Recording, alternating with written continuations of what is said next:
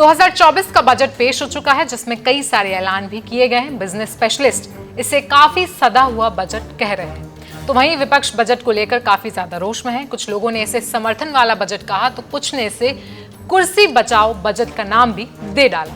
तो वहीं कांग्रेस ने इस बजट को कॉपी और पेस्टेड वाला बजट भी करार कर दिया है। बजट पेश होने के बाद राहुल गांधी ने अपने एक्स अकाउंट पर लिखा, सहयोगियों को खुश करना, अन्य राज्यों की कीमत पर उनसे खोखले वादे करना, मित्रों को खुश करना, एए यानी कि अंबानी अडानी को लाभ, लेकिन आम भारतीयों को कोई राहत नहीं। कॉपी और पेस्ट, कांग्रेस का घोषणा पत्र और पिछला बजट। तो अब सवाल यह है कि क्या सच में वित्त मंत्री द्वारा पेश किया गया बजट कॉपी और पेस्टेड है? क्या सच में 2024 के बजट में गरीबों के लिए कुछ भी नहीं है? और क्या सच में सरकार ने इस बजट में अपने सहयोगियों को खुश करने की कोशिश की है? इन सभी सवालों के जवाब हम विस्तार से जानेंगे इस वीडियो में।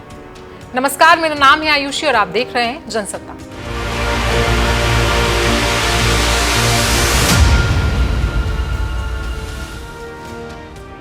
सबसे पहले कांग्रेस के मैनिफेस्टो पर एक नजर डाल लेते हैं। कांग्रेस ने लोकसभा चुनाव 2024 के घोषणा पत्र में 5 न्याय की बात कही थी। वो 5 न्याय हैं: हिस्सेदारी न्याय, युवा न्याय, किसान न्याय, नारी न्याय और आखिर में श्रमिक न्याय।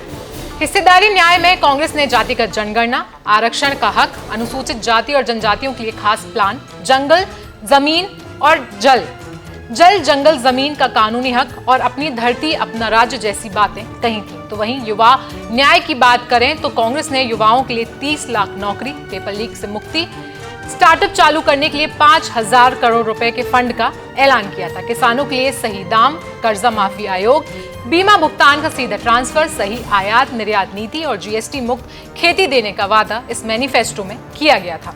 नारी न्याय की बात करें तो कांग्रेस का ये वादा काफी ज्यादा चर्चा का विषय बना हुआ था, क्योंकि कांग्रेस ने महिलाओं को सीधा 1 लाख रुपए सालाना देने का वादा किया था। वहीं इसके अलावा आधी आबादी पूरा हक, शक्ति का सम्मान, अधिकार मैत्री और काम करने वाली महिलाओं के लिए हॉस्टल की सुविधा देने का ऐलान किया था। आखिर में श्रमिक न्याय की बात करें तो कांग्रेस ने इसमें श्रमिकों के लिए स्वास्थ्य का अधिकार, श्रम सम्मान, शहरी रोजगार गारंटी, सामाजिक सुरक्षा और सुरक्षित रोजगार जैसे वादे किए गए थे। तो हमने आपको बताया कांग्रेस का पूरा मैनिफेस्टो। अब बात कर लेते हैं 2024 में पेश किए गए बजट की। सरकार ने अपने इस बजट में गरीब तबके पर खास ध्यान दिया है। इसी वजह से पूर्वोदय योजना शुरू करने का ऐलान हुआ है। इस योजना के तहत बिहार, झारखंड, उड़ीसा और पश्चिम बंगाल का संपूर्ण विकास किया जाएगा। इस लिस्ट में आंध्र प्रदेश को भी शामिल किया गया है। मानव संसाधनों को डेवलप करने से लेकर आर्थिक सेहत को सुधारने तक इन राज्यों के लिए खास केंद्र बनाए जाएंगे। अब इन्हीं राज्यों में क्योंकि गरीबी सबसे ज्यादा है, ऐसे में इन्हीं को सीधा फायदा होने जा रहा है। इसके अलावा 10 सालों में कई लोगों को पीएम आवास योजना के तहत घर नहीं मिल पाया है, जिसके बाद सरकार ने 1 करोड़ और घर बनवाने का ऐलान किया है। उसके ऊपर अगले 5 साल भी गरीबों को मुफ्त 5 किलो राशन सरकार की तरफ से देने का ऐलान भी इस बजट में किया गया है। वहीं बजट में 4.1 करोड़ युवाओं के लिए रोजगार और कौशल विकास की योजनाओं की घोषणा की गई है। 5 साल में 2 लाख करोड़ रुपए का केंद्रीय आवंटन इसके लिए किया गया है। स्किल डेवलपमेंट के लिए नई योजना के तहत 20 लाख युवाओं को प्रशिक्षित किया जाएगा। और तो और इस साल के बजट में 1 करोड़ युवाओं के लिए इंटर्नशिप देने का ऐलान किया गया है, जिसमें देश की टॉप 500 कंपनियां शामिल होंगी।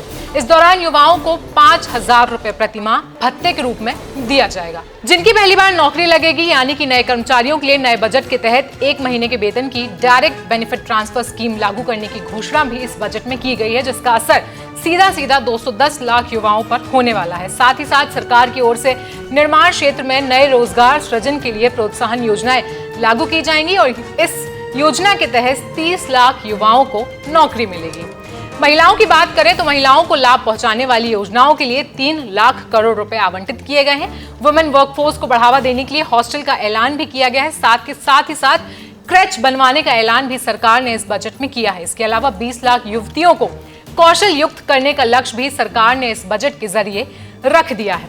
वहीं अगर महिलाओं के नाम पर प्रॉपर्टी खरीदी जाती है तो स्टैंप ड्यूटी में भी राहत देने का ऐलान इस बजट में किया गया है। आखिर में बात करें किसानों की, तो किसानों पर ध्यान दें हम तो इस सरकार ने पैदावार बढ़ाने पर खास ध्यान दिया है। इसके साथ साथ सरकार ने नेचुरल फार्मिंग पर भी इस बार फोकस किया है। वित्त मंत्री ने ऐलान किया है कि सब्जी उत्पादन एवं आपूर्ति श्रृंखला के लिए अधिक एफपीओ का गठन किया जाएगा। कृषि भूमि एवं किसानों का रिकॉर्ड डिजिटल करने पर बल दिया जाएगा। इसके अलावा राज्यों के साथ साझेदारी में केंद्र कृषि के लिए डिजिटल सार्वजनिक बुनियादी ढांचे को बढ़ावा देगा, जबकि 5 राज्यों में जन समर्थन आधारित किसान क्रेडिट कार्ड भी पेश किया जाएगा। तो हमने आपको एक तरफ बताया कांग्रेस का पूरा मैनिफेस्टो और दूसरी तरफ हमने आपको बताया 2024 का पूरा बजट। अब राहुल गांधी का यह बयान कितना सही है और कितना गलत, इसके लिए आप खुद समझ सकते हैं। बाकी देश और दुनिया की खबरों के लिए देखते रहें जनसत्ता।